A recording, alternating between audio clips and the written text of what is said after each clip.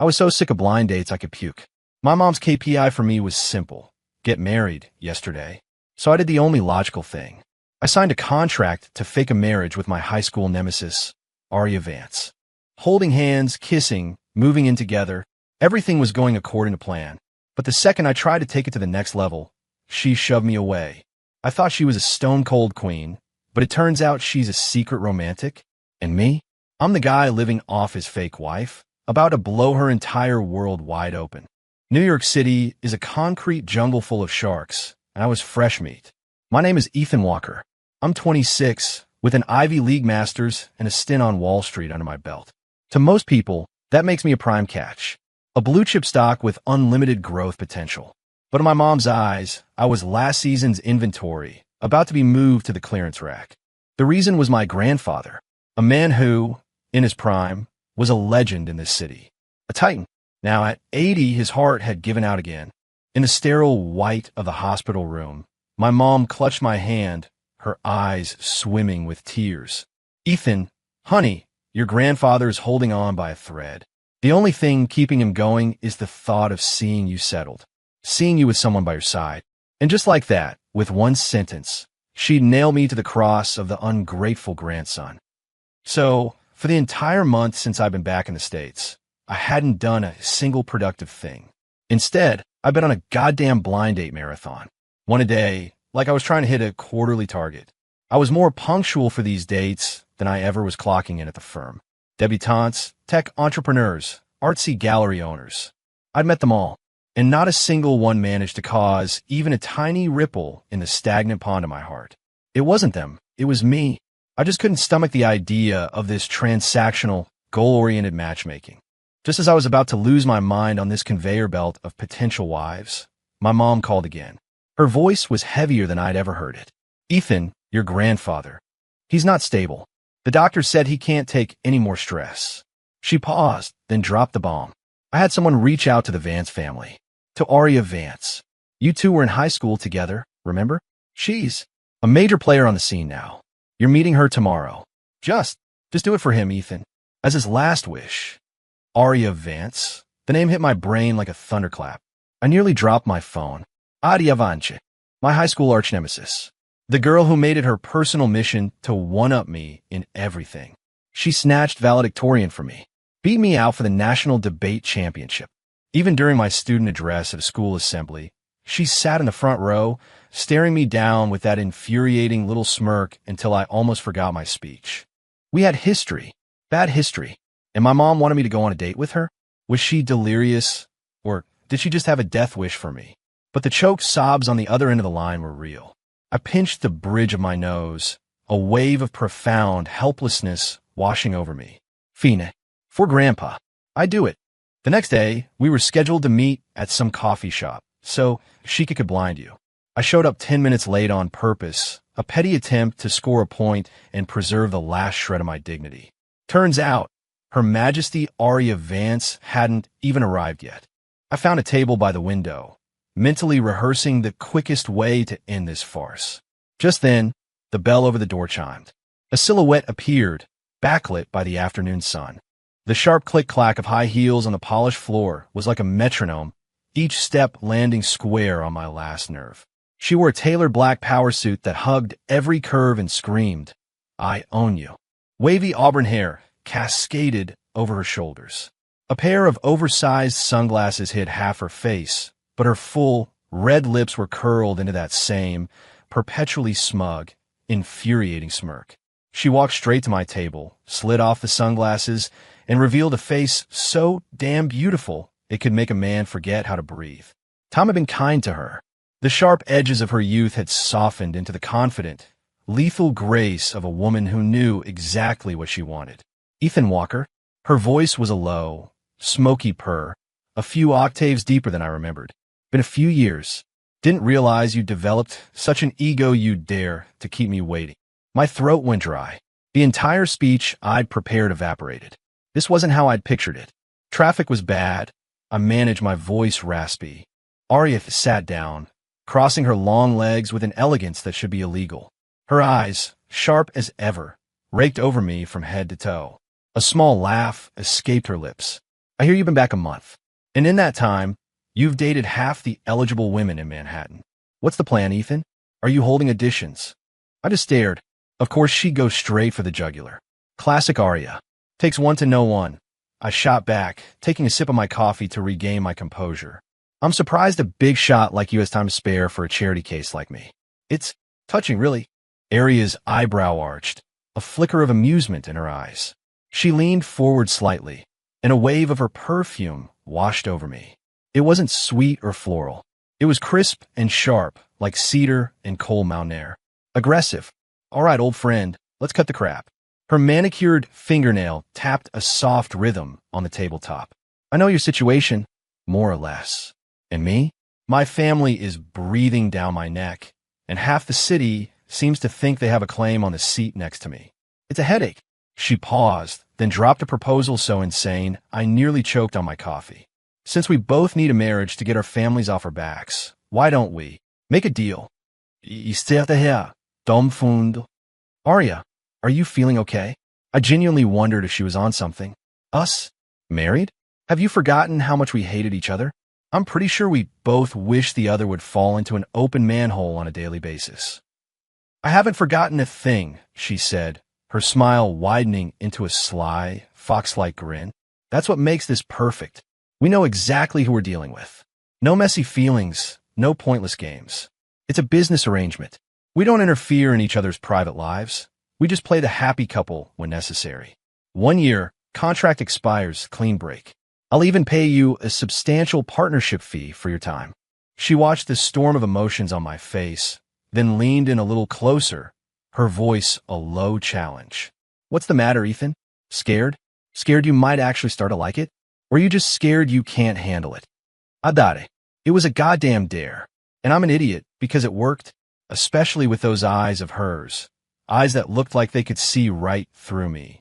The stubborn, competitive streak I thought I'd buried on Wall Street roared back to life. And then there was Grandpa. He was running out of time. This seemed like the fastest, most effective solution. Keep your money, I said, setting my cup down with a firm click.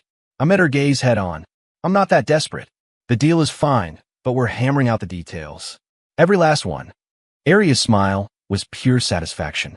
She reached into her ridiculously expensive-looking handbag and pulled out a pre-prepared document, sliding it across the table. Be my guest, Mr. Walker. I hear you minored in pre-law. Make sure I'm not trying to screw you over. I fought the urge to roll my eyes. How did she even know that? I pushed down the unsettling feeling and started reading. The contract was meticulous, the rights and responsibilities laid out with brutal clarity. It was exactly her style, efficient, precise, and leaving no room for error.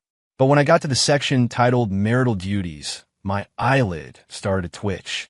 It specified physical contact limited to hand-holding, hugs, and kissing, only when necessary and with the mutual consent of both parties. Kissing is necessary? I couldn't help but ask. Arya nodded, as if it were the most obvious thing in the world. Of course, we have to sell it. If we look awkward in front of family and friends, they'll see right through us. What's the problem? You still saving your first kiss, Ethan? Don't be an ass. I grumbled, feeling my ears get hot. In the end, I signed the damn thing. The speed with which I scrawled my name made me wonder if she'd somehow hypnotized me. Holding the freshly printed marriage certificate, I felt like I was in a daze. In the photo, Arya and I were sitting side by side. She had a dazzling, flawless smile. I looked like I'd been taken hostage. Just like that, I was married to my mortal enemy? A pleasure doing business with you, Mr. Walker. Arya tucked her copy of the certificate away, looking immensely pleased. She extended a hand. I hesitated for a second before taking it. Her fingers were cool and slender. You too, Ms. Vance. Day one of our contract marriage, and we were legally husband and wife. That very evening, Arya dragged me back to my family's brownstone on the Upper East Side. The official reason was to give Grandpa a reason to fight. My mom and the legion of my aunt saw Arya and practically had a collective aneurysm. The Arya Vance? The undisputed queen of the Manhattan social scene?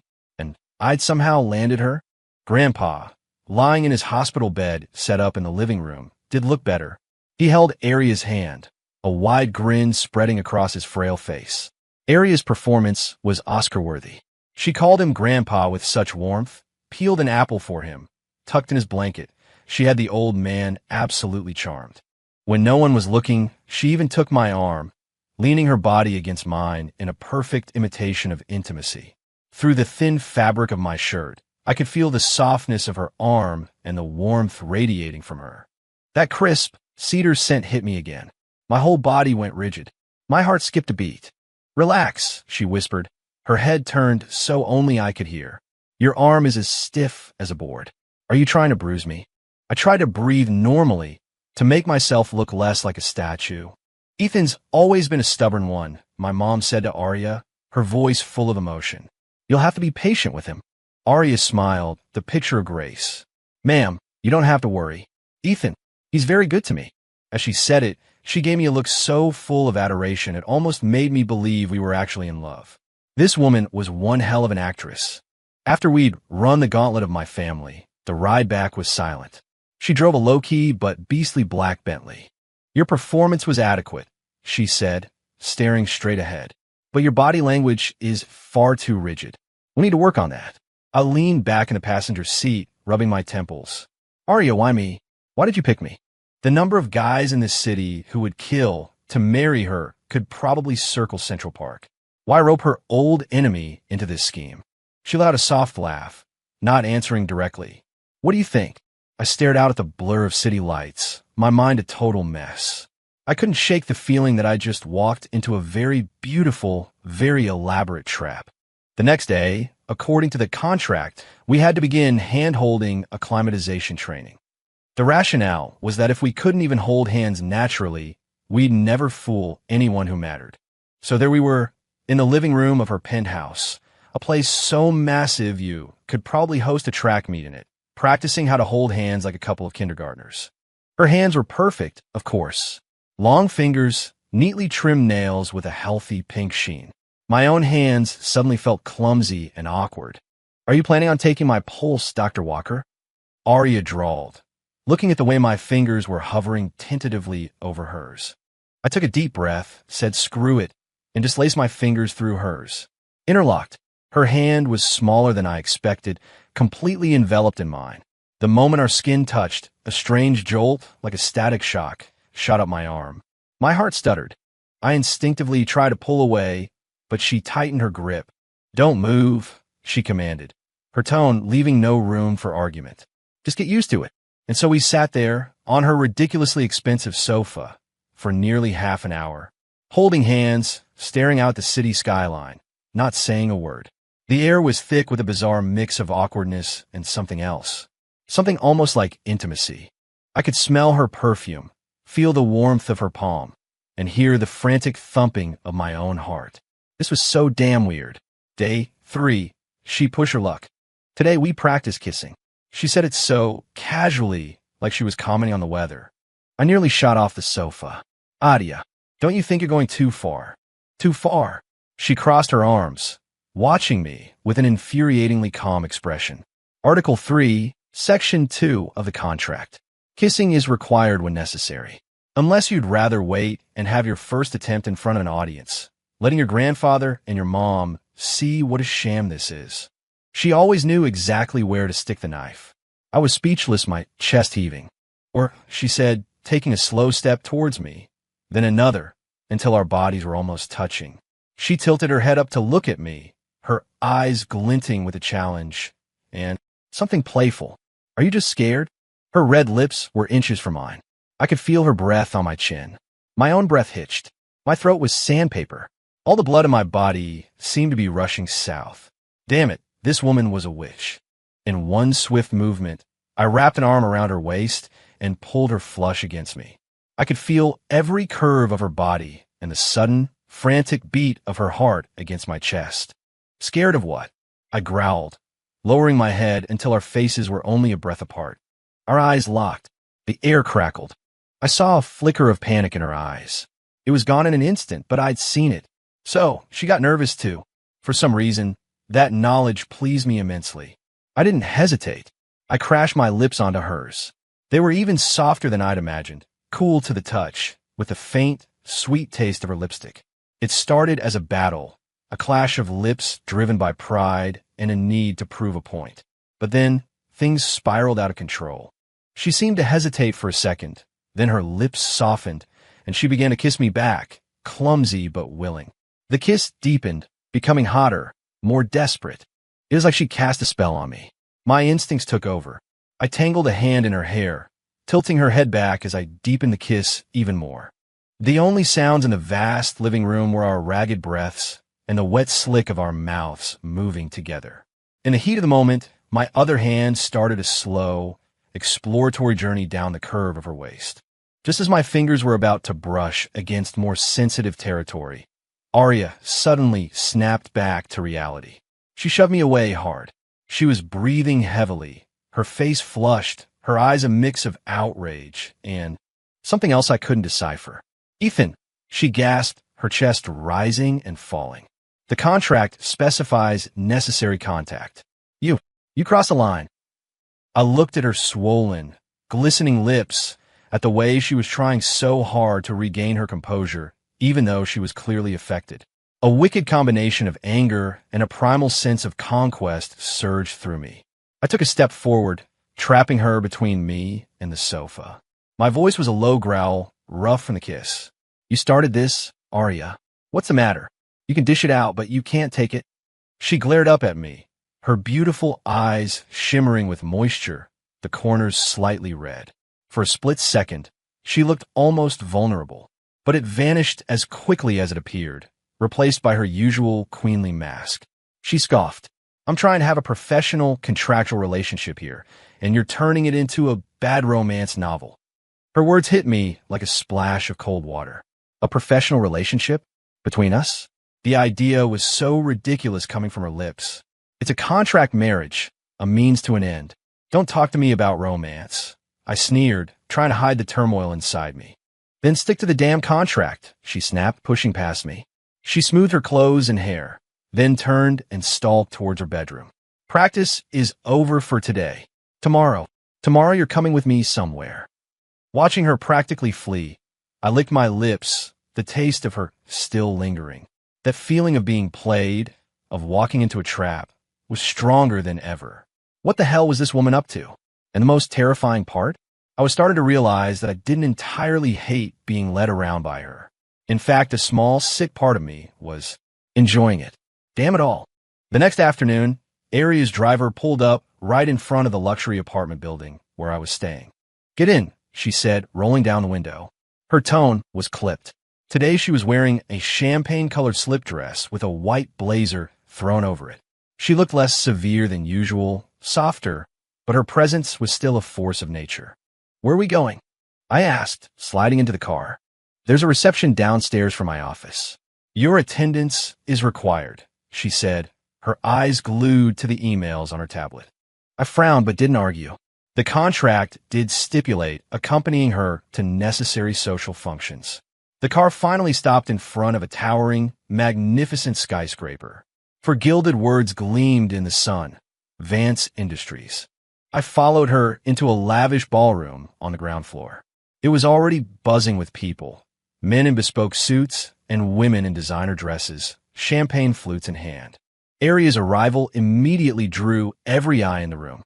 She seamlessly linked her arm through mine, a polite but distant smile fixed on her face as she nodded to people. "Arya, darling, and who is this?" someone would inevitably ask, their eyes filled with curiosity. Arya would just smile faintly, her tone calm but final. "Allow me to introduce my husband, Ethan Walker." "Husband? Arya Vance got married? When did this happen?" "Ethan Walker? Which Walkers are those? I've never seen him before." A wave of hushed whispers and gasps rippled through the room. I could feel dozens of eyes on me like spotlights, a mix of shock, envy, jealousy, and most of all, scrutiny. I kept a calm expression plastered on my face, but inside, I was fuming. Did she do this on purpose? Throw me to the wolves in the most public way possible? Just as I was mentally cursing her out, an unwelcome voice cut in. "Arya, so this is the husband you married in such a rush? Aren't you going to give us a proper introduction?" A man in a ridiculously expensive Armani suit, his hair slicked back, strolled over with a glass of champagne. His eyes, full of undisguised hostility, swept over me.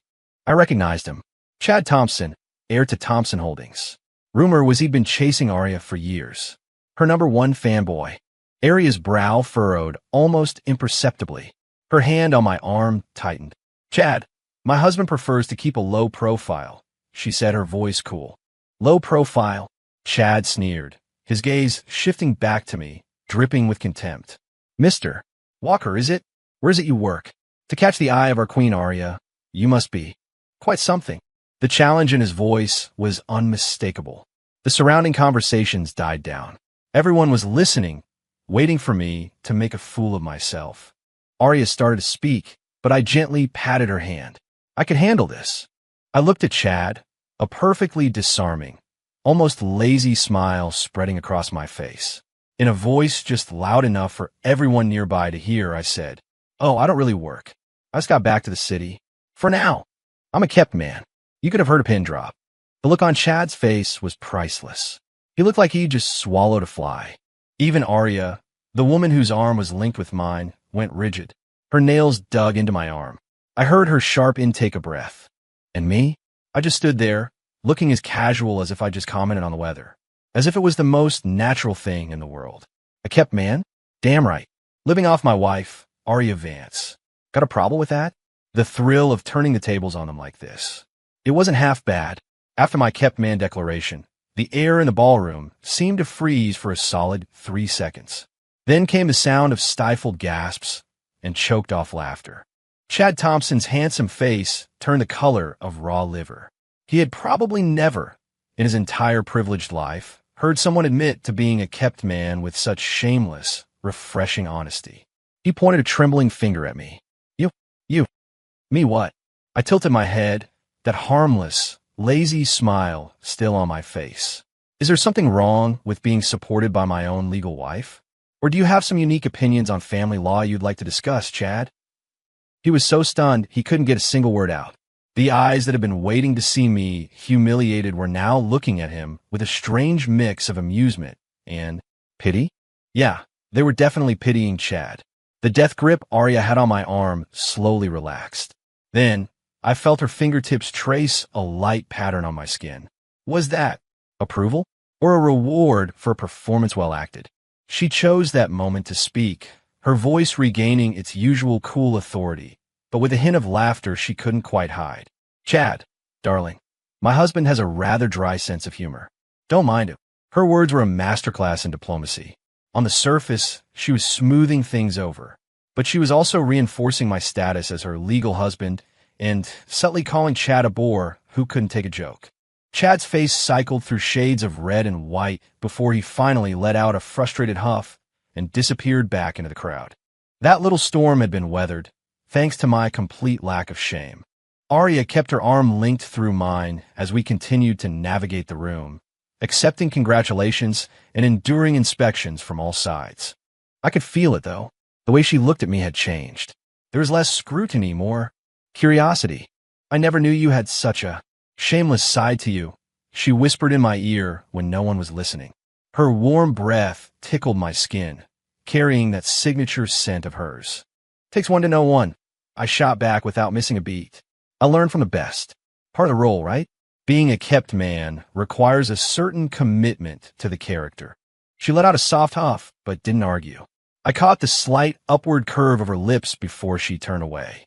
Halfway through the reception, there was a signing ceremony for one of Vance Industries' major new projects. As CEO, Arya had to go on stage and give a speech. She released my arm, smoothed her dress, and walked to the podium with effortless grace. The spotlight found her, making the champagne-colored dress shimmer. Wherever she stood, that was the center of the universe. Confident, radiant, in complete control. I leaned against a bar in the corner, a glass of champagne in my hand, watching her from afar.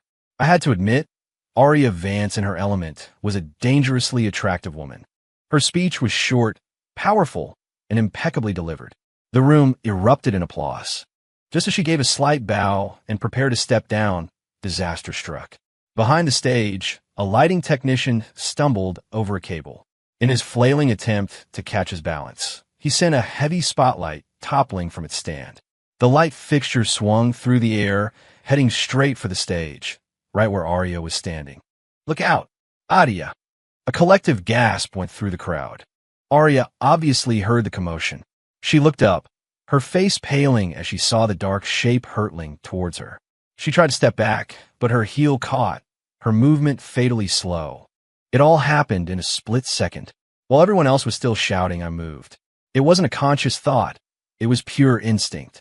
My years on Wall Street had been stressful, and my release had been intense Krav Maga training. My reaction time was better than most. A blur of motion. I shot through the crowd like a bullet. Just as the spotlight was about to crash down on her, I lunged forward. One arm wrapped around her stiff, slender waist, spinning her out of the way. With my other arm, I shot upwards, using the outside of my forearm to block the falling fixture. Thud! A heavy, sickening crunch. I'd managed to deflect the spotlight's trajectory. It scraped past us, smashing onto the floor in a shower of glass and metal. A sharp, searing pain shot through my arm. I probably tore something, but I didn't care. The only thing that mattered was the woman in my arms. She was completely rigid, her face pale with shock. Her eyes, usually so sharp and confident, were wide with fear and a startling vulnerability. Her hands were clutching my shirt, her knuckles white. "It's okay," I said, my voice softer than I intended. She looked up at me, her expression a mess of conflicting emotions. Her lips parted, but no words came out.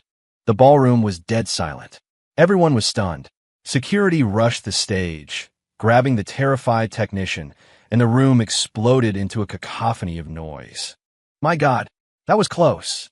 Was that Arya's husband? He was so fast. Did you see him block it with his arm? A real-life hero. That was incredible. The looks I was getting now were a far cry from the pitying glances I'd received earlier.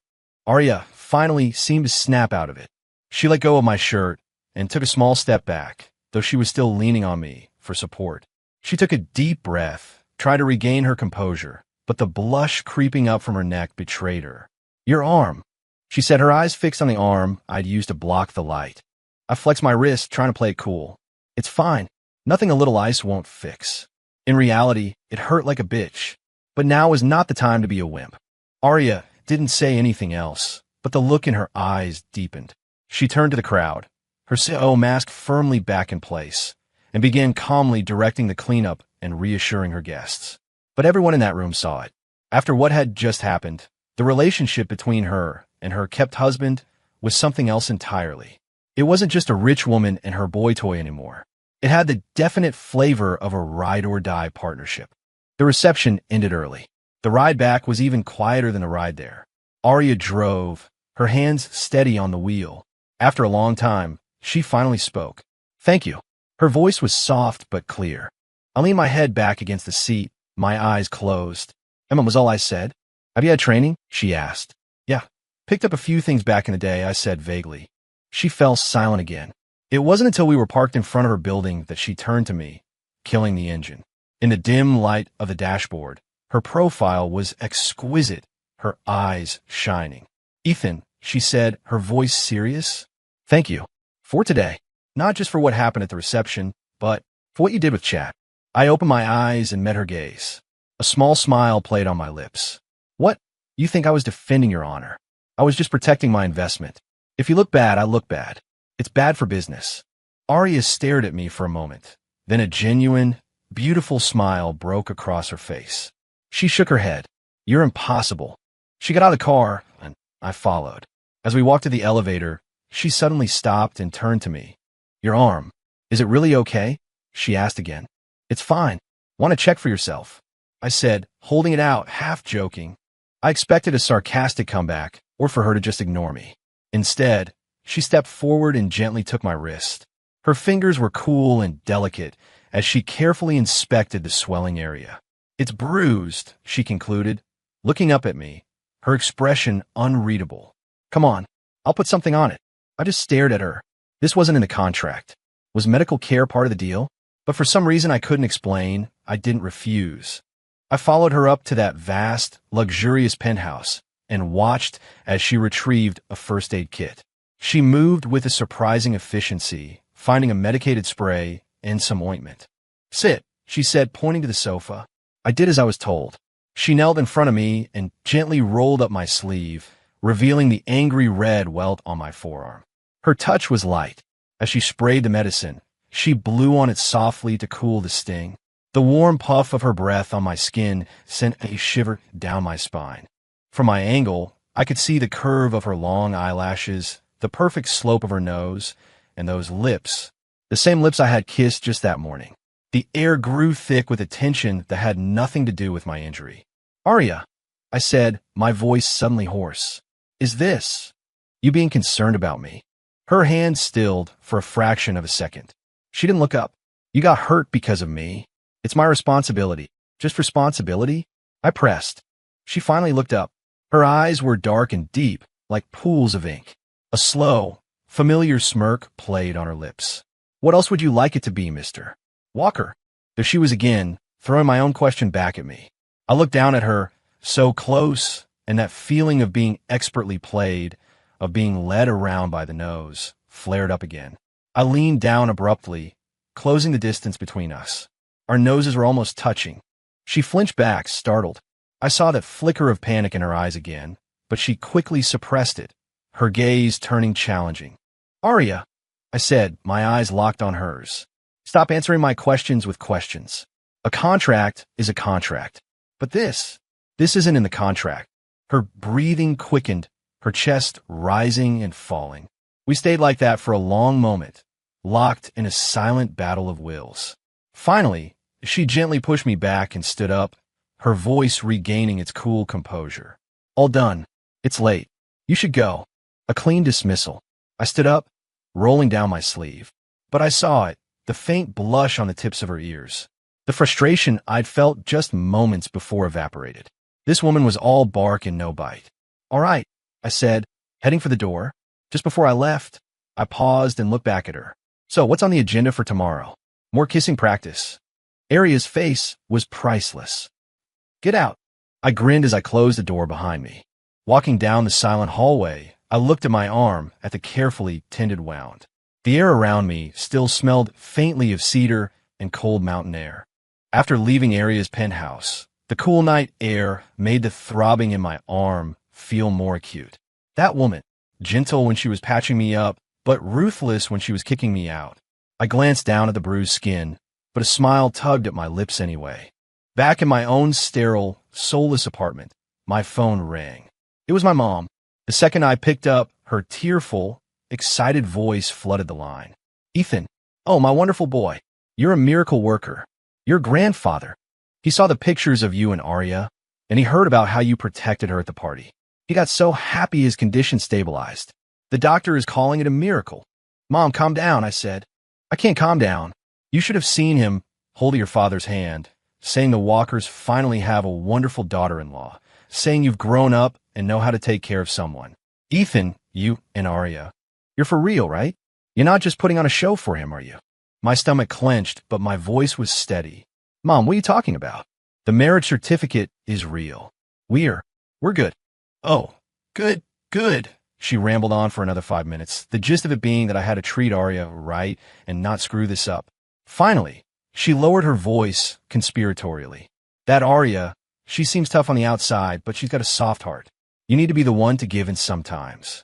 Women like to be courted. I hung up and rubbed my temples. Courting Aryavanche.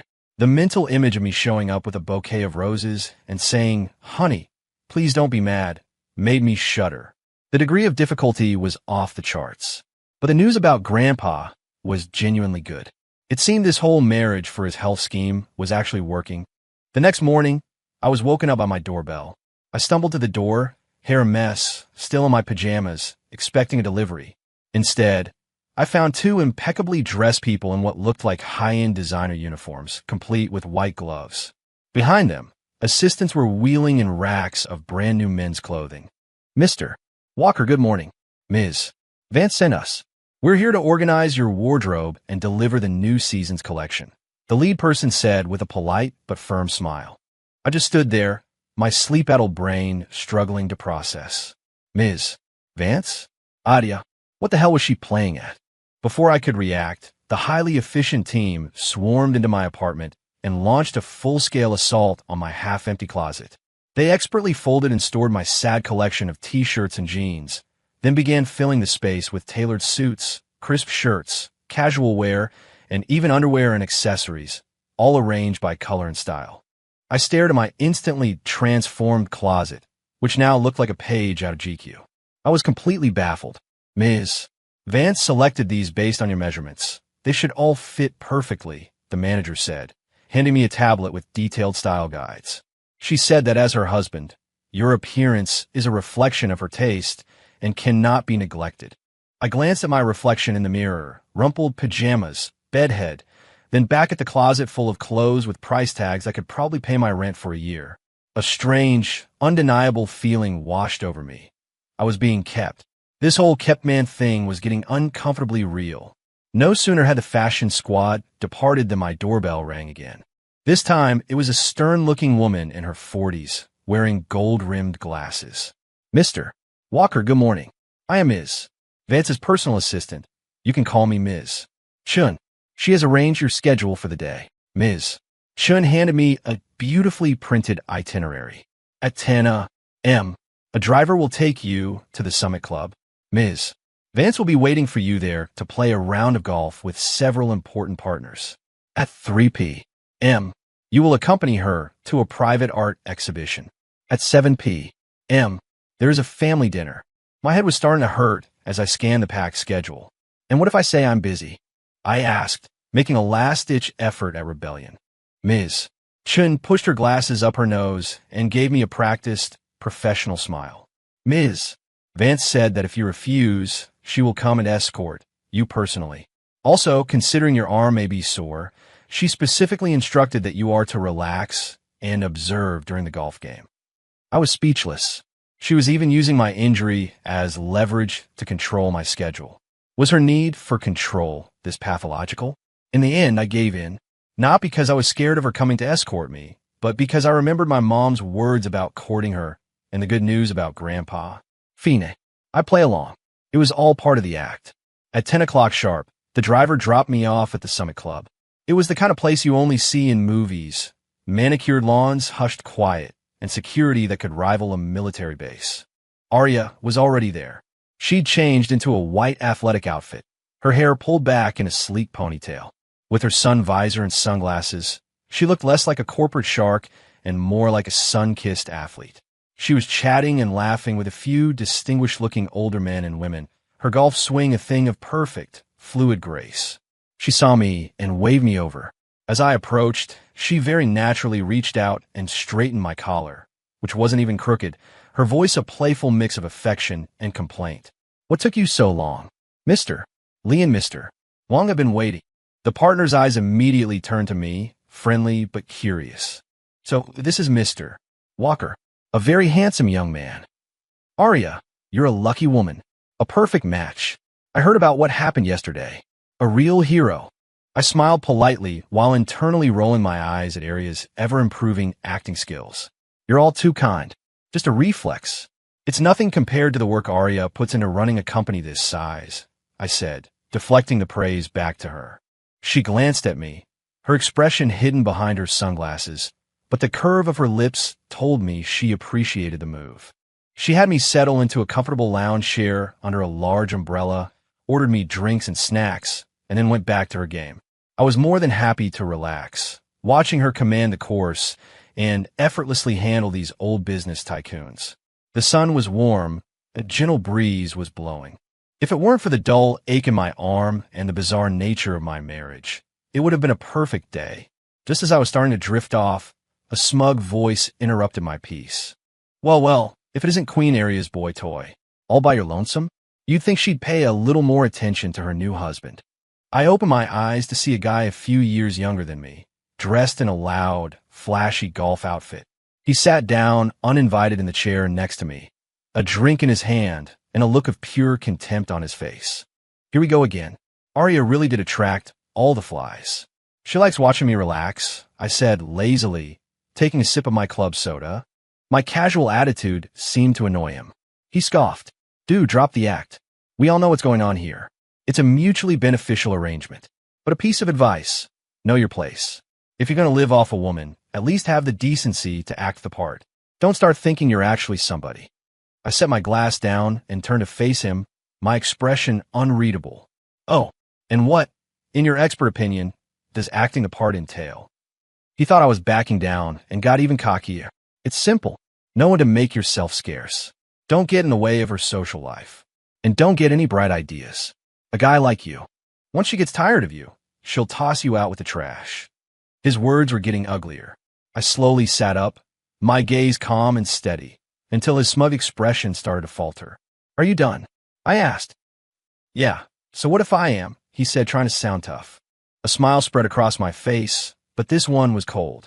First, I said, holding up a finger, Arya and I are legally married. What you just said could be considered slander. I could sue you. His face paled slightly. Second, I held up another finger. What bright ideas are you talking about? Whatever I think about my own wife is my business. But you, an outsider, running your mouth about my wife's private life, don't you think you're overstepping? You. He shot to his feet, his face red with anger. The commotion drew the attention of Arya and her group. She frowned, put down her club, and walked over. Spencer, is there a problem? She asked, her voice cold and commanding. The guy, Spencer, immediately deflated. Arya, I was just chatting with Mr. Walker. Chatting. Her eyes flicked from the drink in his hand to me, sitting calmly, then back to him. Her gaze was sharp. It didn't sound like chatting to me. Spencer, just because my husband is a nice guy doesn't mean anyone can disrespect him. I suggest you apologize. Spencer looked stunned, as if he couldn't believe Arya would publicly humiliate him for a contract husband. Arya, apologize, she repeated, her voice even colder. The other business leaders had gathered around, their silent judgment adding to the pressure. Spencer's face turned from red to white and back again. Finally, under the weight of her glare, he mumbled a grudging, sorry. I smiled and waved a dismissive hand. It's fine. He's young. People say stupid things. Spencer looked like he was about to have an aneurysm before he finally scurried away.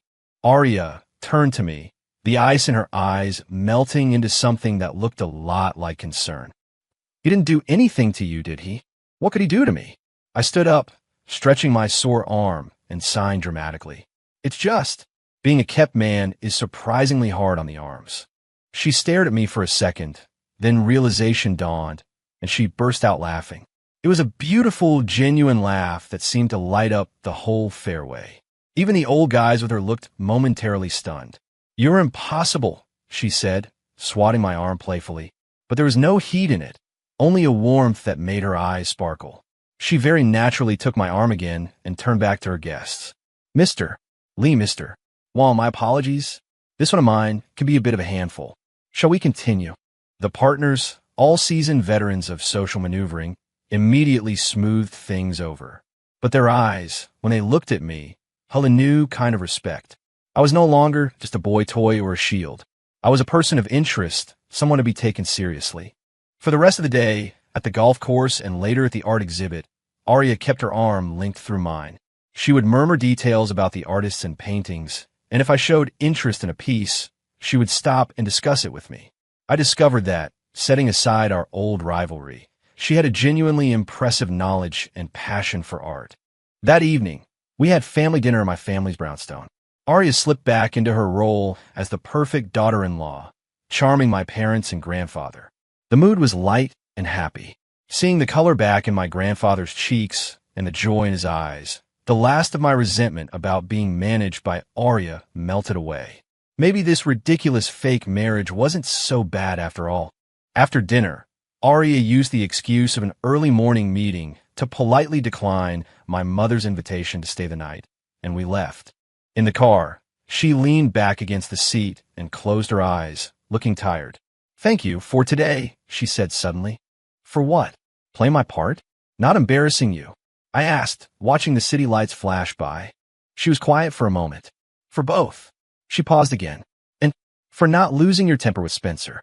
I turned and looked at her profile in the dim light. Arya, did you really think I was that hot-headed? She opened her eyes and met my gaze. I don't know, she said honestly. I guess. We don't really know each other at all. She was right.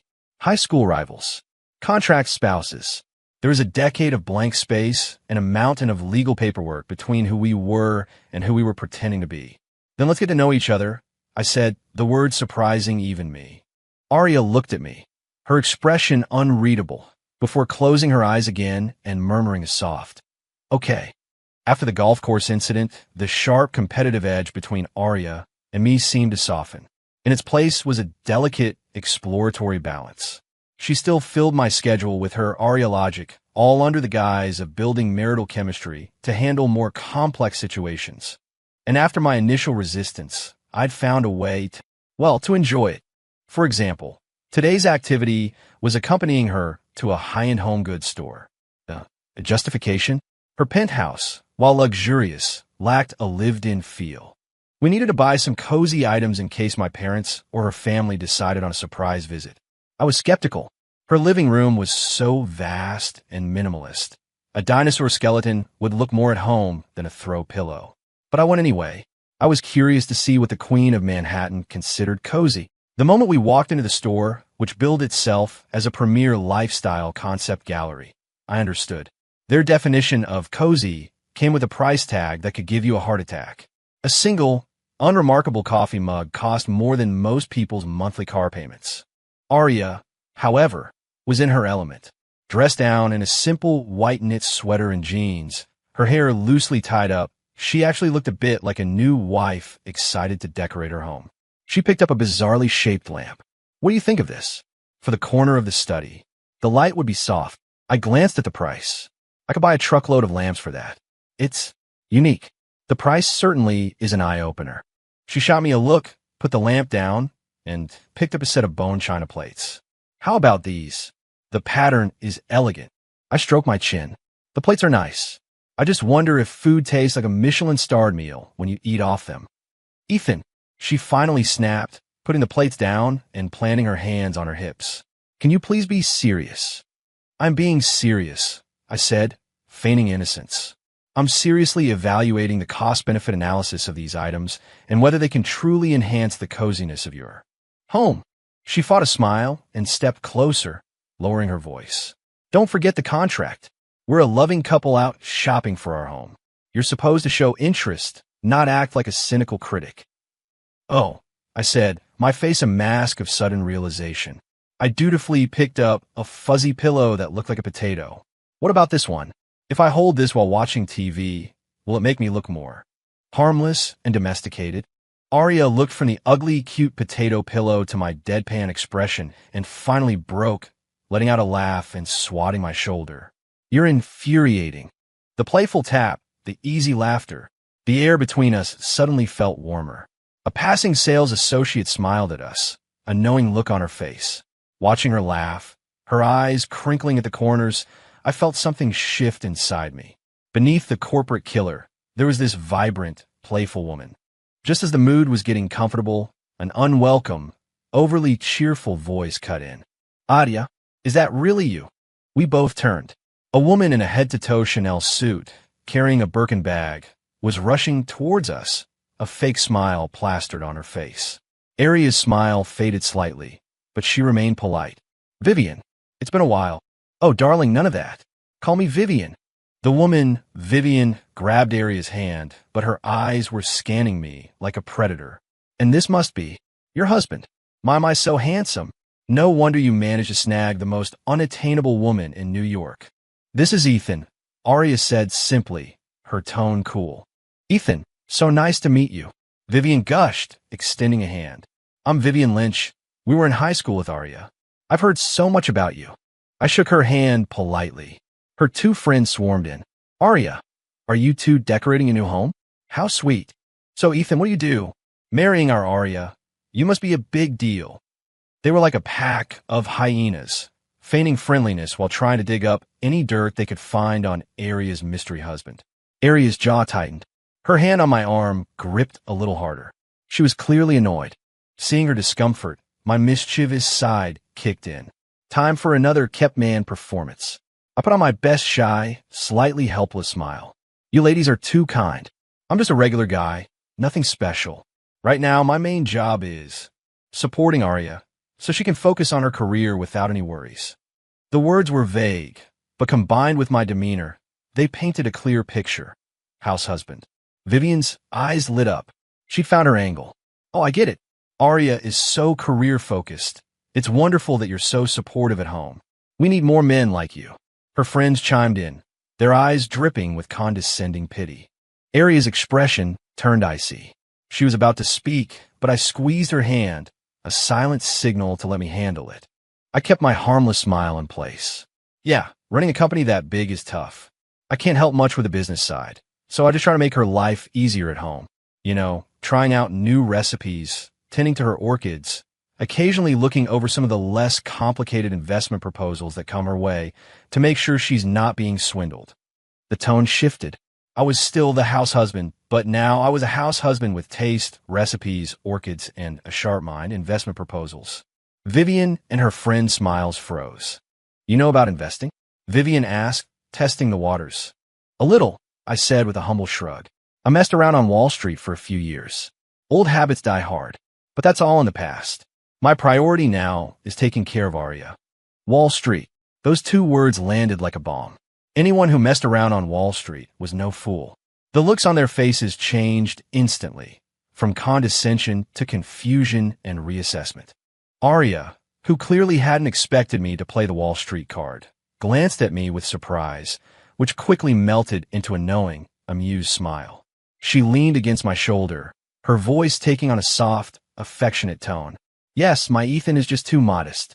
He takes care of everything at home, the finances, everything. It's such a relief to have someone I can trust completely. Her leaning in, her words of praise. It perfectly cemented my new persona, the secret powerhouse, the doting husband. Vivian and her friends looked like they'd just been slapped.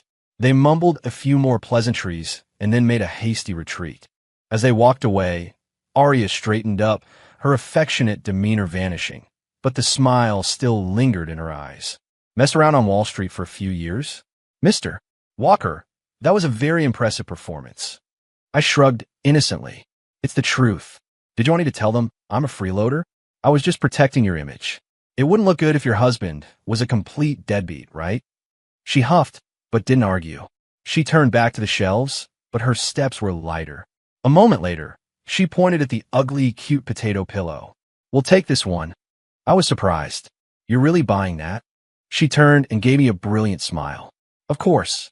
We can put it on the sofa to remind me that I have a very clever, secretly sweet contract husband at home. I just stared at her. Okay, she won. In the end, we left with the potato pillow, the bone china plate she'd liked, and a few scented candles and a plush rug that actually did make the place feel a little warmer. As we were loading the bags into the trunk of her Bentley, Arya looked at the pile of home goods and said softly, "It's starting to feel a bit like a home." I paused and looked at her.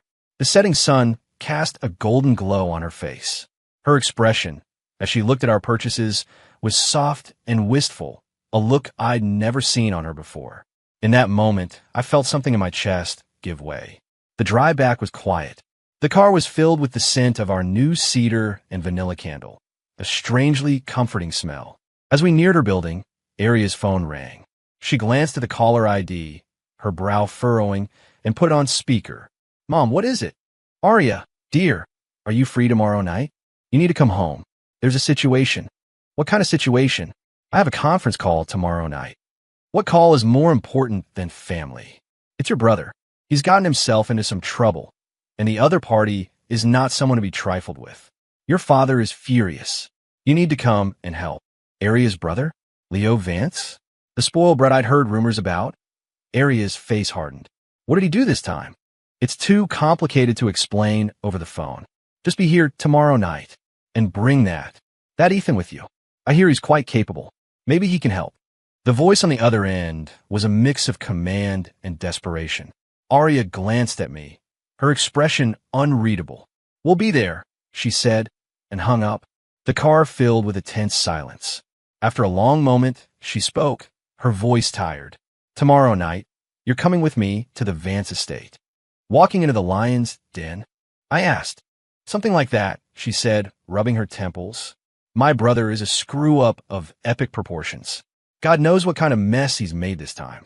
What do you need me to do? I asked.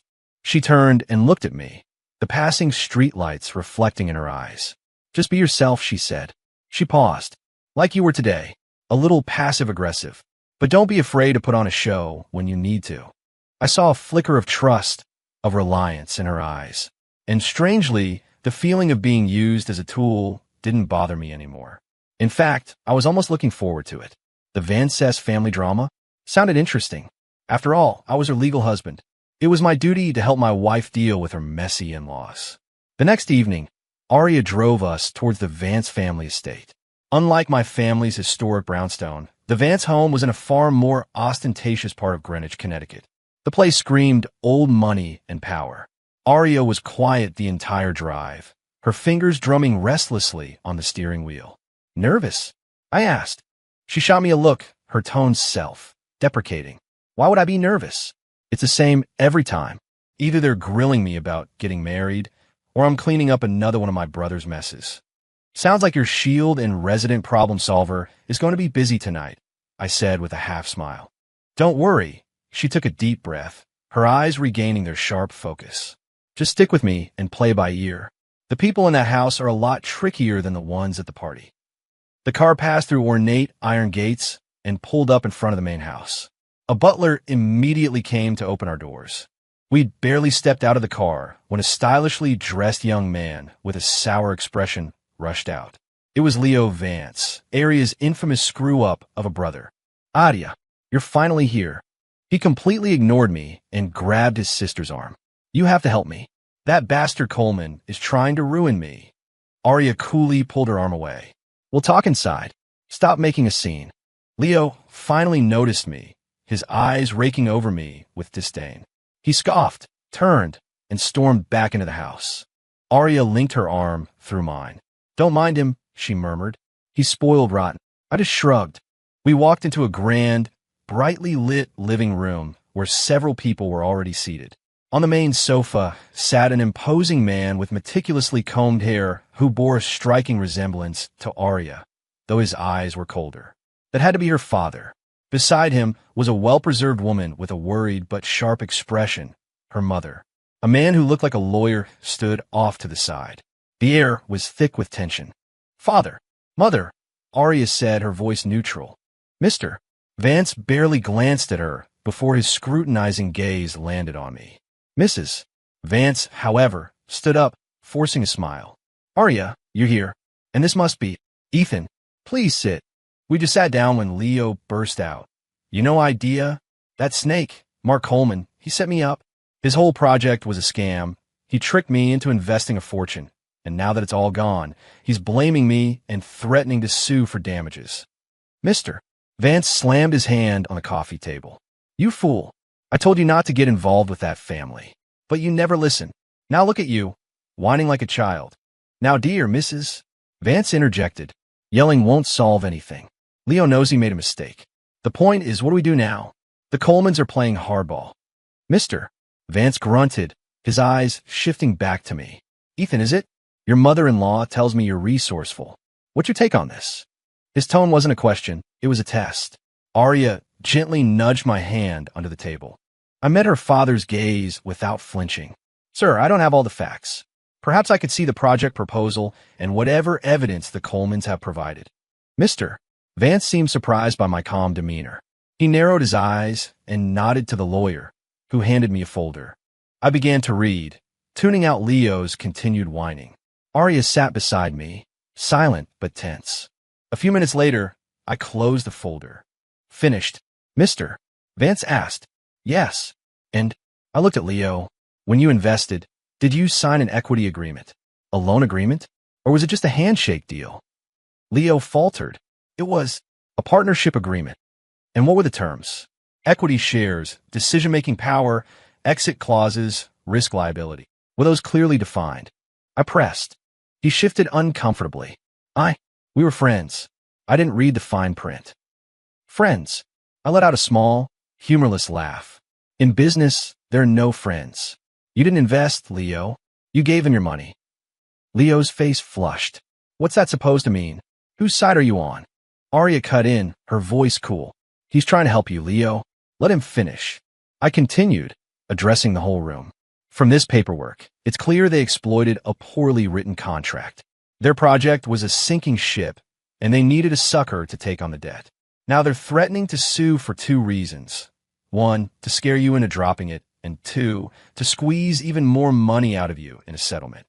So what do we do? Mrs. Vance asked, her voice trembling. Mr. Vance's sharp gaze was back on me. Do you have a solution? I leaned back, relaxed. Ido, they want to play legal games? Fine. We play back. A project this shady is bound to have skeletons. Questionable cash flow, permits, maybe even in Mark Holman's personal life. I'm sure we could find something. I paused, looking directly at Mr. Vance. The Vance family has been a power in this city for generations. You're not going to let some second-rate grifter push you around. Sometimes, a strong message is more effective than a legal brief. A spark of understanding lit up Mr. Vance's eyes. Leo, however, was still lost. Find something? How? The Colemans are connected. I ignored him and spoke directly to his father. Sir, if you trust me, let me handle this. The Vance family doesn't need to get its hands dirty. I have my own ways of negotiating. Mr. Vance stared at me for a long, silent moment, weighing his options. The room was so quiet you could hear a pin drop. Aria's hand, resting on her lap, clenched into a fist. Finally, he spoke. What do you need? An itinerary for Mark Coleman and his father. As detailed as possible, I said. And I'll need a cover that gives me access, something that says I'm with you, but isn't too flashy. Mr. Vance nodded to his lawyer. Get him what he needs. He then looked at me, his eyes hard. Ethan, if you handle this, the Vances will not forget it. I just smiled. I wasn't doing this for them. I was doing it for the woman sitting next to me. With a plan in place, the tension in the room eased. Over dinner, Mr. Vance even initiated conversation, asking about my time abroad. I answered vaguely, neither boasting nor showing weakness. Leo, now that he thought he was off the hook, resumed his silent, judgmental glaring. And Arya just quietly ate, occasionally placing a piece of food on my plate, playing the part of the perfect wife. But I could feel her watching me, her eyes holding something new. After dinner, I stepped out into the garden for some air. A moment later, Arya joined me. Thank you, she said, her voice soft. It was the most sincere she'd ever sounded. It's nothing. I can't have my wife's family getting pushed around by amateurs. She turned to me, the moonlight softening the sharp planes of her face. You were different tonight. Different how? You were reliable, she said, choosing her words carefully. Not the sarcastic, pain-in-the-ass guy I'm used to. I laughed. Is that a compliment, Miss Vance? Maybe, she said, a small smile playing on her lips. I'm starting to think. I don't know you at all. It's not too late to start, I said, turning to face her. Her eyes, reflecting the moon, were mesmerizing. We stood there, locked in a silent gaze, the space between us charged with an unspoken energy. She tilted her head up slightly, her lips parting. I found my eyes drawn to her mouth. The distance between us was shrinking. I could smell her perfume, mingling with the scent of the night-blooming jasmine in the garden. Just as my lips were about to meet hers, Arya, Dad wants to see you. Arya jumped back as if shocked, a flush creeping up her neck. Coming, she called out, and without another look at me, she hurried back inside. I watched her go, a curse for Leo on my lips. Cockblock. Still, that look of surprise and longing in her eyes before her brother interrupted. This trip hadn't been a total loss. As for the Colemans, I pulled out my phone and dialed a number I hadn't used in a long time. It was time to remind some people that Arya Vance's husband was not someone you messed with. The atmosphere in the car on the way back from the Vance estate was even more charged than on the way there. Arya drove, her focus on the road, but the tense line of her jaw told me her mind was elsewhere. I leaned back, eyes closed, running through a dozen different ways to dismantle Mark Coleman. What's your plan? Arya asked when we stopped at a red light. I opened my eyes. What's the matter? Don't trust me. It's not that, she said, biting her lip. The Colemans aren't a major family, but they have connections in some shady places. Their methods can get dirty. I don't want you getting into trouble over my family's mess. The genuine concern in her voice warmed something in my chest. Relax, I said, closing my eyes again. The best way to deal with a thug is to be a smarter, more civilized thug. Brute force is for amateurs. I heard her let out a small snort of amusement. You sound like you know what you're talking about. I dabble. The light turned green. Do you need any resources from my end? She asked. Nope, I said. You just focus on your work and wait for the show to start. Actually, there's one thing. Tomorrow, have Vance Industries send a formal cease and desist letter to the Colemans. Standard stuff. Accuse them of slander, demand a public apology. Make it sound aggressive, but don't offer any solutions. A legal letter? She asked, confused. They won't be scared of that. It's not about scaring them, I said, a slow smile spreading across my face. It's about rattling the cage. When they get rattled, they make mistakes. Arya glanced at me, her eyes full of questions, but she just nodded. Okay, I trust you. Back at her penthouse, the ugly cute potato pillow was sitting on the sofa. In the sterile, modern apartment, it was a ridiculous, yet comforting sight. Want a drink? She asked, shrugging off her jacket. Sure. She poured 2 glasses of whiskey on the rocks and handed one to me. We stood by the floor-to-ceiling windows, looking out at the glittering city lights. About tonight, at my parents' house, she said, swirling the ice in her glass. Thank you, not just for helping, but for not making me look bad in front of them. I took a sip, all in a day's work. I have a reputation to maintain as Arya Vance's husband. After all, she smiled, her eyes looking a little hazy from the alcohol. You know, I never imagined we end up like this. Me neither, I admitted. In high school, I thought you were the most arrogant, annoying, insufferable person on the planet. You weren't exactly a prize yourself, she retorted, but there was no heat in it. Cocky, smug, and thought you were God's gift to everyone. Takes one to know one. We both smiled. The old rivalry felt like a distant, almost fond memory. The truth is, she said, her voice dropping, the Vance family, it's not as perfect as it looks. My father is old-fashioned. He wants to leave the company to his son. And my brother, you've seen him. I've worked myself to the bone to build Vance Industries into what it is today, and in their eyes, I'm probably just keeping the seat warm for someone else. It was the first time she'd ever shown me such raw vulnerability. I set my glass down. So this contract marriage, it wasn't just about getting your family off your back. It was about finding a partner who had no interest in your family's money, but who could still help you fight off the sharks. She stiffened, her knuckles white around her glass. She didn't deny it. You're a smart man, Ethan Walker, she said, her eyes downcast. I admit, I had my own agenda. It wasn't fair to you. I stepped closer, close enough to smell the whiskey on her breath, mingling with her signature scent. Arya, I said, reaching up to gently tuck a stray strand of hair behind her ear. My own casual intimacy surprised me. Nothing in this world is fair. You proposed the deal, and I signed on. I knew the rules of the game. She shivered at my touch, but didn't pull away. She just looked up at me, her eyes shimmering. Besides, I leaned in, my voice a low murmur against her ear. Who says I'm not interested? The things I'm interested in are worth a lot more than your family's money. Her breath hitched. A deep blush spread across her cheeks. You're drunk, she stammered, pushing me away and turning her back to me. It's late. You should go. I watched her practically flee the room and let out a low laugh. She was so much cuter when she was flustered. But flirting aside, it was time to get to work. The next day, as promised, Vance Industries' legal team sent a blistering letter to the Colemans. It was the first move in our chess game. As expected, there was no public response. But according to the intel from Arya's father, Mark Coleman and his dad had become very active, frequenting private clubs and holding hush meetings. I told Arya to forget about it and focus on her work. Then I put on a discreet but expensive outfit, took the membership card the Vances had arranged, and headed to an exclusive, high-security private club, the same one Mr.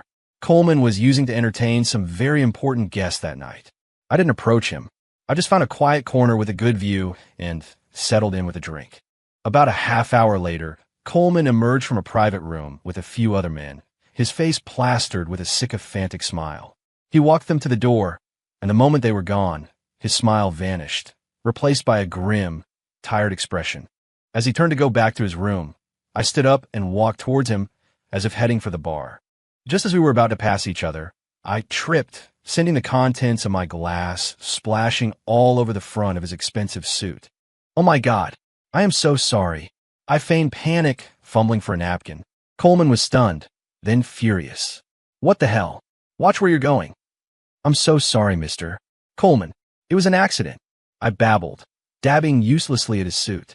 My fingers, in a movement so quick it was almost invisible, brushed against the inside pocket of his jacket. Get away from me, he snarled, shoving me back. The club manager rushed over. I continued my performance, bowing and apologizing profusely. Coleman, not wanting to make a scene, shot me a death glare and stormed off towards the men's room. I watched him go, the panicked expression on my face melting away into a cold smile. I opened my hand. Nestled in my palm was a tiny, encrypted USB drive.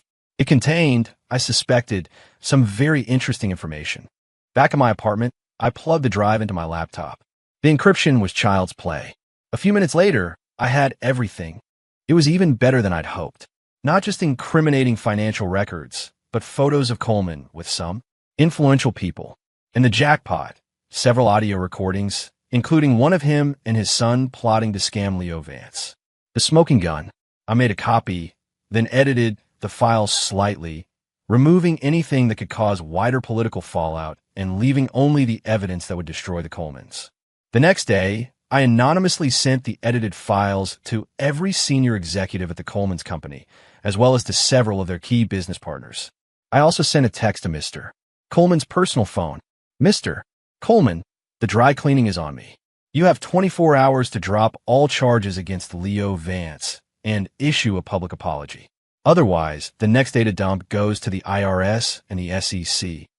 Less than 10 minutes later, my burner phone rang. I answered but said nothing. Who is this? What do you want?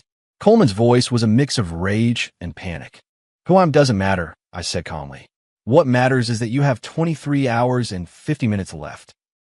That evidence is fake. I'll sue you for slander. Be my guest, I said with a soft laugh. I'm sure the SEC would be happy to verify its authenticity for you. I could hear him breathing heavily on the other end of the line. After a long minute of silence, he finally broke. Fine, but you have to promise to destroy the originals. You're in no position to bargain, Mr. Coleman, I said coldly. Do as I say. As for the originals, we'll see how well you behave. I hung up. That afternoon, Arya got a call from her mother, who was ecstatic. Adia, it's over. The Colemans dropped the lawsuit and sent a letter of apology. Leo is in the clear. Your father is so pleased. He says it's all thanks to Ethan. You two have to come for dinner tonight. He wants to thank him properly. Arya hung up and looked at me, her eyes wide with a mixture of shock and Pride. How? How did you do that? I was on the sofa, petting the potato pillow. It was nothing, just a friendly chat with Mr. Coleman about business ethics. Arya just stared at me. She came and sat beside me, her expression serious. Ethan, I'm beginning to think I have no idea who you really are. I put the pillow down and turned to face her. The setting sun streamed through the windows, bathing her in a warm, golden light. Then stop trying to figure me out, I said, reaching out to gently squeeze her cheek. Her skin was soft and warm. Just know that the man sitting next to you is a little more capable than you thought. She didn't pull away. She just looked at me, her eyes a swirling mix of surprise, curiosity, gratitude, and something else. Something that looked a lot like affection. Suddenly, she leaned in and pressed a quick, soft kiss to my lips. It was as light as a feather. She pulled back, her face flushed. That's a reward, she stammered, not meeting my eyes, and then quickly stood up. I have a meeting. I watched her hurry away, a slow smile spreading across my face as I touched my lips. A reward? Huh, not a bad reward at all. This whole contract marriage thing was starting to get interesting. And the Colemans. That was just the beginning. I looked at my phone. I hoped for his sake Mr. Coleman had learned his lesson, because next time I wouldn't be so nice. The Coleman affair acted like a stone tossed into the still waters between Arya and me, with ripples that lasted for days. After that fleeting reward kiss, the delicate balance we'd maintained was shattered. When she looked at me now, there was less calculation and more, a gentle reliance she probably wasn't even aware of. Like right now. It was a Saturday morning, sun streaming into the living room. I was sprawled on the sofa, potato pillow in my lap, deep in a video game, one of the few forms of entertainment I'd added to her minimalist penthouse. Arya was at her desk nearby, her laptop screen reflecting on her focused face. We existed in our own separate bubbles, but the space between us was filled with a comfortable, quiet harmony.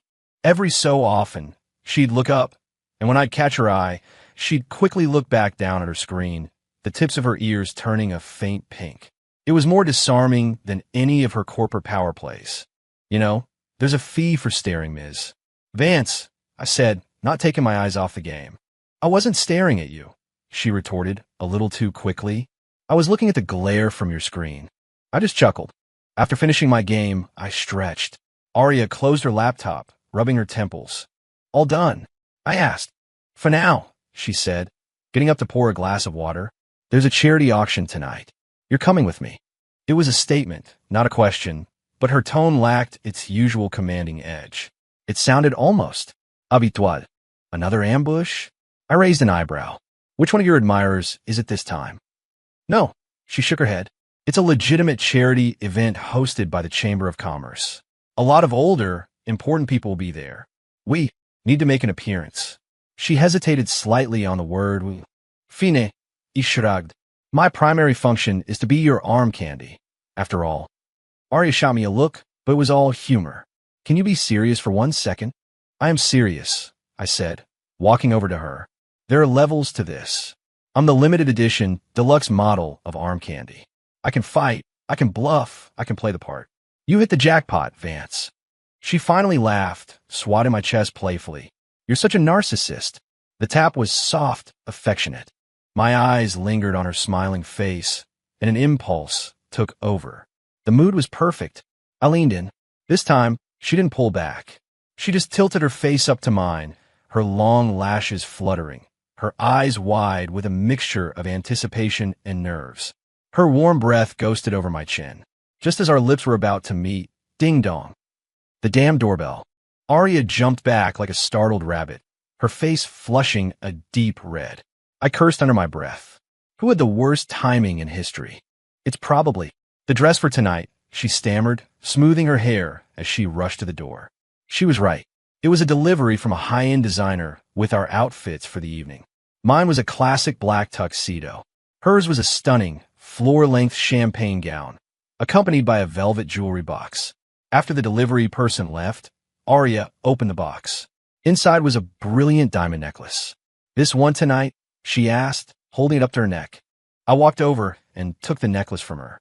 My fingers brushed against the warm skin of her neck, and I felt her tremble. Let me, I said softly.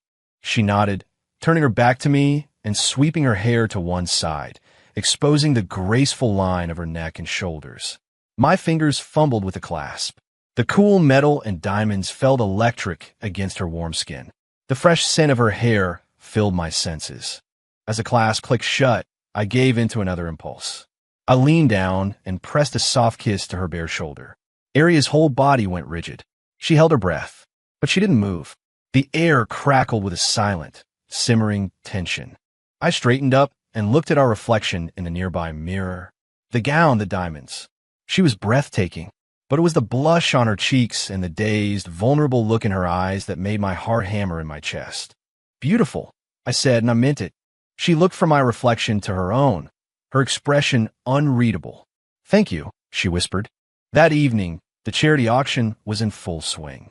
The ballroom glittered. Our arrival, as usual, turned heads. The gossip about us had evolved. I was no longer the kept man, but the mysterious, powerful husband. We moved through the crowd with practiced ease, Arya on my arm, playing our parts to perfection. During the auction, we sat in the front row. The items were the usual mix of jewelry and art. Then a sapphire bracelet came up for bidding. It was a delicate, beautiful piece, the stones the color of a deep ocean. I saw Arya's gaze linger on it for a moment too long. Like it, I murmured. She looked away. It's nice, but I knew she wanted it. The bidding started at 30,000. It slowly climbed to 80. 100,000, I said, raising my paddle. The room quieted. Arya looked at me, surprised. 120, a man across the room called out. 150, I said, my voice calm. 180, 200,000. I said it as if I were bidding $200. A wave of murmurs went through the room. The market value of the bracelet was nowhere near that. My competitor hesitated, then shook his head. Sold to Mr. Walker for $200,000. A moment later, an attendant brought the bracelet to our table. I took the box and, without even looking at it, handed it to Arya. For you. She stared at me, then at the bracelet, her eyes wide with a mixture of shock and something else. You didn't have to do that. Of course I did. I leaned in, my voice a low whisper meant only for her. My wife wanted it. I wasn't going to let someone else have it. Her ears turned a brilliant shade of red. She shot me a mock glare, but her eyes were shining. She took the box, closing the lid gently. Thank you, she whispered. I love it. In that moment, all the other people in the room, all the envious stares faded into the background. The wall of our contract was crumbling, and fast. Later, the band started to play, and the dance floor opened up. Care to dance? I asked, holding out my hand. She hesitated for a second, then placed her hand in mine. I led her to the dance floor. We moved together easily, her body light and graceful in my arms. We were close, her hand on my shoulder, mine resting on the small of her back. I could feel the warmth of her body, the steady rhythm of her heart. You're different tonight, she said, looking up at me. Different how? You're bossy, she said, but she was smiling. Don't like it? It's okay. We fell into a comfortable silence, content to just move together. She relaxed against me, her cheek almost resting on my chest. Her scent was intoxicating. I could feel her walls coming down, piece by piece. Just as the song was ending, a slick, unpleasant voice cut through our bubble. Arya, long time no see. We both stopped and turned. Standing there was a handsome man in a white suit, but his eyes were cold and possessive. Arya stiffened, her hand tightening on my arm. Julian Croft, she said, her voice laced with a distaste she couldn't hide. I narrowed my eyes. Julian Croft. I remembered her assistant mentioning the name. Heir to the Croft fortune. One of her more obsessive suitors, known for his underhanded tactics. He'd supposedly left the country years ago. Julian's reptilian gaze slid over me, then fixed on Arya's hand on my arm. His eyes went cold. So this is the famous Mr. Walker, he said, his smile not reaching his eyes. I heard you two got married. Congratulations. His tone was anything but congratulatory. Thank you, I said, pulling Arya a little closer, my arm possessively around her waist. Julian's face tightened. Arya, there are a few things I'd like to discuss with you. In private. Anything you have to say to me, you can say in front of my husband, she replied coolly. His eyes flickered between us. Then he let out a cold laugh. Fine. Mr. Walker, I hope you enjoy your good fortune while it lasts. He shot Arya one last, dark look, and then disappeared into the crowd. Arya let out a shaky breath. Ex-boyfriend? I asked, my voice sharper than I intended. No, she said immediately, her tone filled with disgust. Just a psycho who couldn't take no for an answer. His methods, they're not clean. You need to be careful. The genuine worry in her eyes washed away my annoyance. I tightened my arm around her. Don't worry, I said, my voice low and firm. No one is going to touch you. Not while I'm here.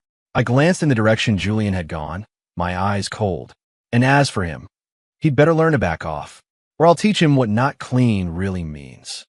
Arya looked up at me, her eyes shining with a complex mix of fear, relief, and a deep, undeniable affection. She leaned her head against my chest. Okay, she whispered. I believe you.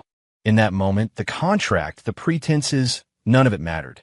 All that mattered was this proud, incredible woman in my arms who was finally, truly starting to trust me.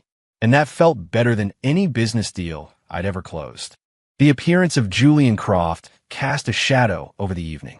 On the ride home, Arya was quiet, staring out the window. What's the story with that guy? I asked, trying to sound casual. She sighed, a weary, frustrated sound. He's a predator. Years ago, he became obsessed with me. He used every dirty trick in the book, stalking, harassment. He even tried to threaten my friends. I shut him down, hard, and his family sent him overseas. I can't believe he's back. She turned to me, her eyes dark with worry. He has no morals, Ethan, and he holds a grudge. He won't let tonight go. I'm worried he'll come after you. The raw fear in her eyes for me, for my safety, was a strange, powerful balm to my ego. She was worried about me. Come after me?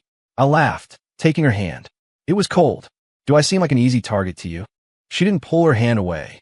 At the word husband, a faint blush colored her cheeks, but she didn't let it distract her.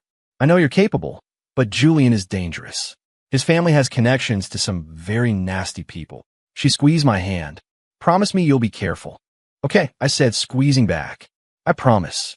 We rode the rest of the way in a comfortable silence. In the elevator, the small, enclosed space seemed to amplify the unresolved tension between us. The memory of our dance, the threat of Julian, the warmth of her hand in mine, it was all swirling in the air. The elevator chimed, and the doors opened to her floor. Just as she was about to step out, I slammed my hand on the door close button. The door slid shut, trapping us inside. What are you doing? She asked, startled. I didn't answer. I just walked towards her, backing her up against the cool metal wall of the elevator. I braced my arms on either side of her, caging her in. Our faces were inches apart. Arya, I said, my voice low, I have a question for you, and I want an honest answer. What? Her voice trembled slightly. Are we still just a contract? My heart was hammering against my ribs. The question had been sitting there for weeks. She stared at me, her eyes wide. Her lips parted, but no sound came out. The air in the elevator was thick, heavy. I could hear the blood pounding in my ears. Her expression shifted from shock to hesitation to fear and finally to a kind of fierce resolve. She took a deep breath and met my gaze. Her voice was a whisper, but it landed like a thunderclap. What do you think? The same damn trick. Throw my question back at me. But this time, her eyes weren't teasing. They were wide open, vulnerable, reflecting my own face and a desperate, hopeful emotion I'd never seen in them before. A low curse escaped my lips. Every ounce of my self-control shattered. I crushed my mouth to hers. This wasn't a practice kiss.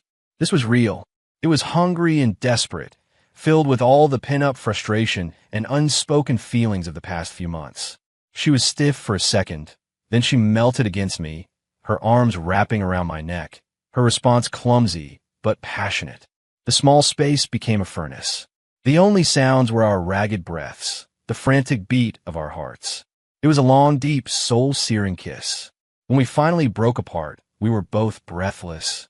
Her lips were swollen, her eyes dazed, her body pliant in my arms. I rested my forehead against hers. That's my answer, I rasped. She didn't speak. She just buried her hot face in the crook of my neck and nodded. No more words were needed. The contract, the pretense. It was all gone.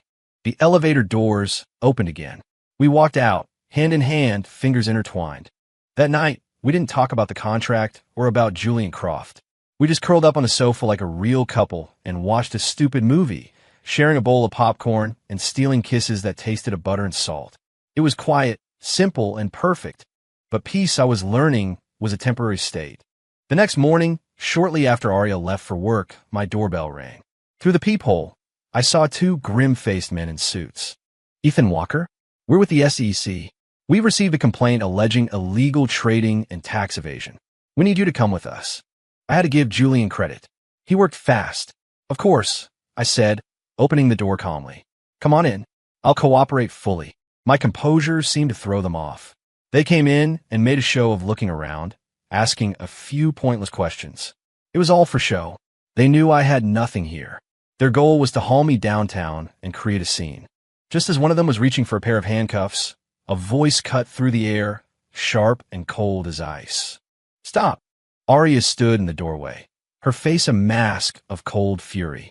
Behind her was the head of her company's legal team, a shark in a tailored suit.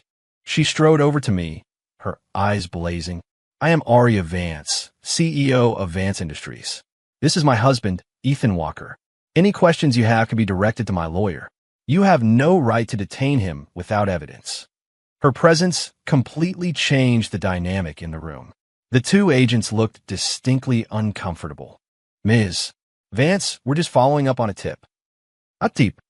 Arya laughed, a harsh, humorless sound. She took a file from her lawyer and slammed it down on the table. I have the information on your anonymous informant right here.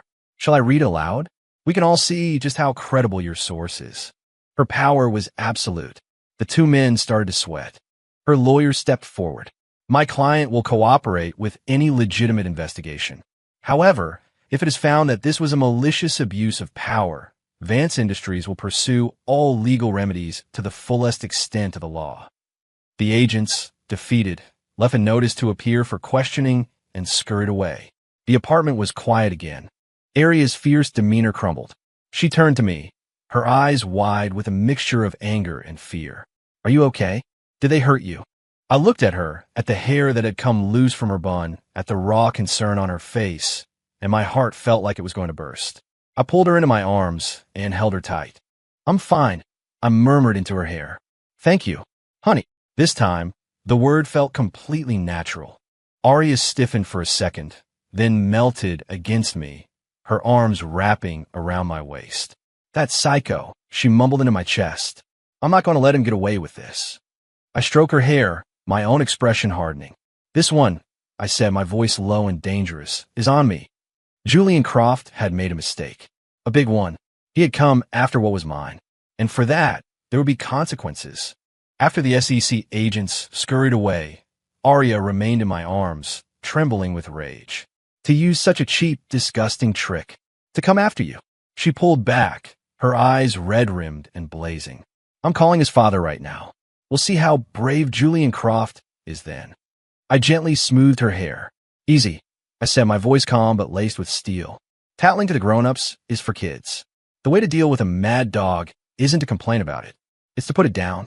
Her anger slowly subsided, replaced by a look of absolute trust. What are you going to do? You want to play dirty? A cold smile touched my lips. Then let's play. We'll see who's left standing in the mud. I convinced her to go back to work, to act as if nothing had happened. She was reluctant, but she trusted me. After she left, the warmth in my expression vanished. Julian Croft had made this personal. First, I had Vance Industries make a series of very public, very large donations to several prominent charities. The press releases highlighted the philanthropic work of Arya Vance and her husband, Ethan Walker. At the same time, her legal team released a statement condemning the malicious and unfounded attacks by unnamed competitors and hinted that they had evidence of a conspiracy. We were seizing the moral high ground. Then, I started digging. Julian's family had a history of shady dealings. And during his time abroad, Julian had started his own little side hustle, a high-stakes, illegal online casino, catering to wealthy, degenerate gamblers back in the States. Bingo! I didn't go after the casino directly. Instead, I acquired a list of his biggest clients, specifically the ones who were deeply in debt and had the most to lose if their habit was exposed. I anonymously sent each of them, and their families or employers, a little reminder of their debts, along with a simple message: settle your account in 3 days, or this information goes public. It was like kicking a hornet's nest. Panic erupted. My targets, terrified of being exposed but too scared to cross the Crofts, created chaos. Julian's cash flow froze, and his reputation took a massive hit. That was just the appetizer. Next, I fabricated a highly convincing internal memo from a fictional law enforcement source, detailing an international investigation into a money laundering ring that used online casinos, a ring that sounded suspiciously like Julian's. I made sure this memo found its way to Julian's father and the other senior members of the Croft family. Then I waited. 2 days later, the casino's website went offline. Rumors started to fly that Julian had been dragged home and beaten half to death by his furious father. The Crofts were forced to sell off assets to clean up the mess. And Julian was exiled again, this time with no access to the family fortune. The threat was neutralized, and I never even had to speak to the man. When Arya heard the news, she just stared at me, her eyes a mixture of awe and, was that admiration? I was sitting on the sofa, peeling an apple, the peel coming off in one long, perfect spiral. It was simple, I said, handing her a slice. I just taught him a lesson. I paused and smiled at her. You don't mess with another man's wife. It brings bad luck. She took the apple, her eyes sparkling. She leaned in and pressed a firm, deliberate kiss to my cheek. A promotion, she said, her cheeks flushing. I touched the spot where her lips had been. That's it, I teased. She glared at me, her blush deepening. Greedy, she muttered.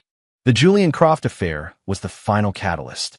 The last remnants of our contract, of our pretense, vanished.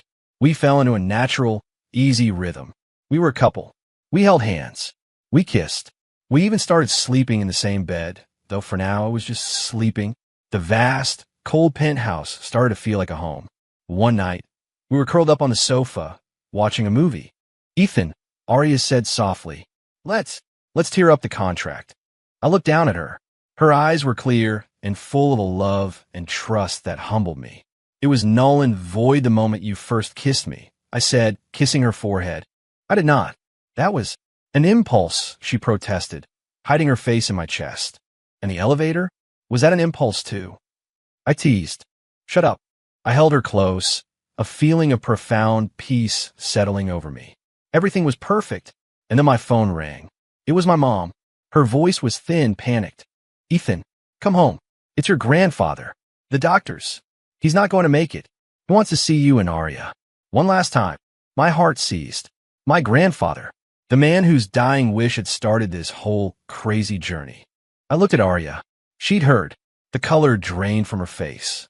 We're on our way, I said, and we ran. The hospital was a blur. My parents were waiting outside the ICU, their faces etched with grief. My grandfather was inside, impossibly frail, hooked to a symphony of beeping machines. When he heard my voice, his eyes fluttered open. A flicker of light, of recognition, sparked in their depths. He saw me, then Arya, then our hands clasped tightly together. A faint, slow smile touched his lips. He tried to speak, his voice a hoarse whisper under the oxygen mask. I leaned in close. Good. Together. Good. It was all he could manage. But it was everything. Arya's tears started to fall. We are, Grandpa, she choked out. We're so good. We'll always be together. He looked at us, a look of pure, unadulterated peace on his face. He squeezed my hand, a final faint pressure, and then he was gone. The world shattered into a million pieces. The days that followed were a gray fog of grief. But through it all, Arya was my rock. She stood by my side, a silent, constant source of strength. She managed the funeral arrangements, comforted my mother, and held me when the grief became too much to bear. She wasn't playing a part anymore. She was my wife.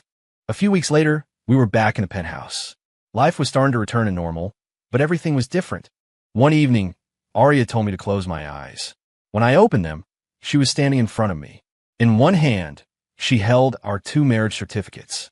In the other, she held our original contract. Slowly, deliberately, she tore the contract into tiny pieces and let them flutter to the floor like confetti.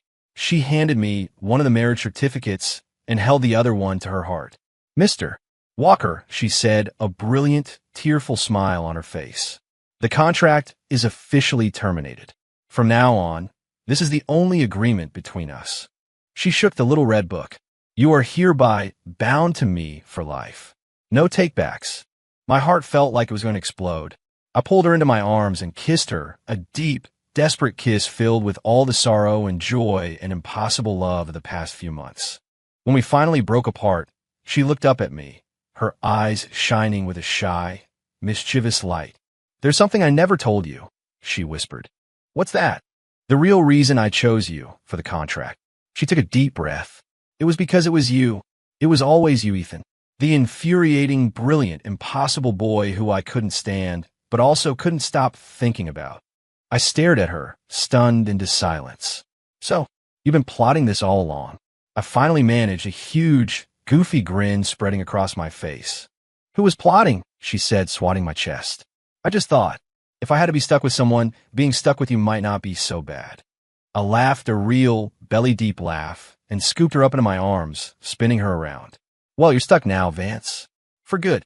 Her laughter mingled with mine, echoing through the room that had finally, truly, become our home. Outside, the city lights glittered like a river of stars. We had started as enemies, become partners in a lie, and somehow, against all odds, have found our way to a truth that was more real and more wonderful than anything we could have ever imagined. Me, the kept man? No. I was just a man who had gotten impossibly, irrevocably lucky.